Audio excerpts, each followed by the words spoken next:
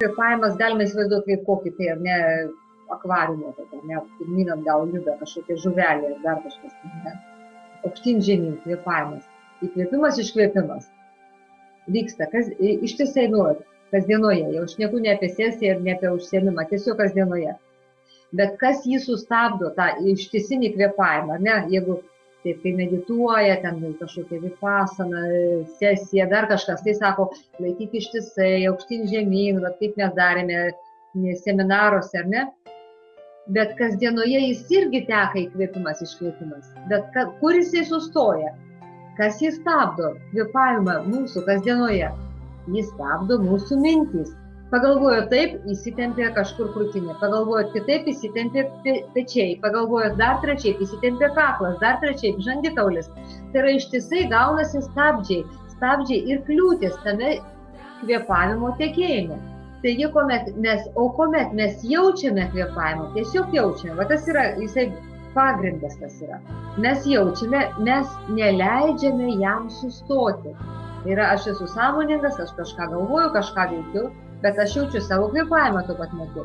Tuomet, vadinasi, jisai nesustoja nuo tos minties, nuo to, kas vyksta su manim, išorėje arba viduje, nuo vidinių minčių arba nuo išorinių. Nuo išorinių tai, kas aplinkoje vyksta. Aš jaučiu savo kvėpavimą. Aš neleidžiu, kad kažkas įtemptų mano kvėpavimą. Kaip sakau, ten kabinetas, apolų stalas ir kažkokia vyksta. Jeigu aš esu savo kvėpavimą, tuomet kažkieno žodžiai mane neįtemps arba ne tiek įtemps.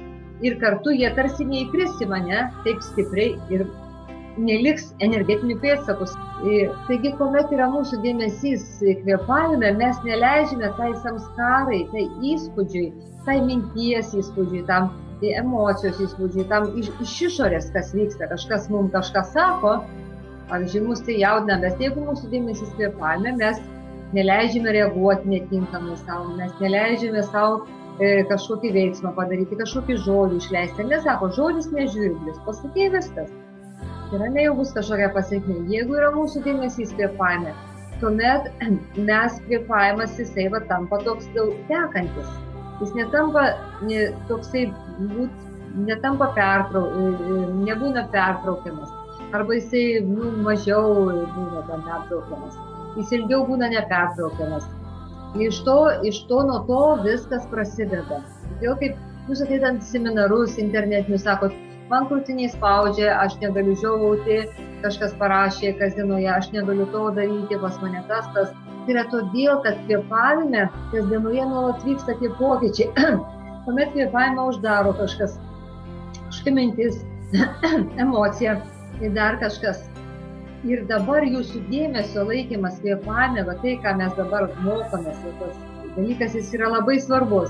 Jį reikia nuolatos lavinti ir daryti kasdien, kiekvieną dieną ir daryti vis kuo dažniau. Tai turi tapti tiesiog gyvenimo būdu.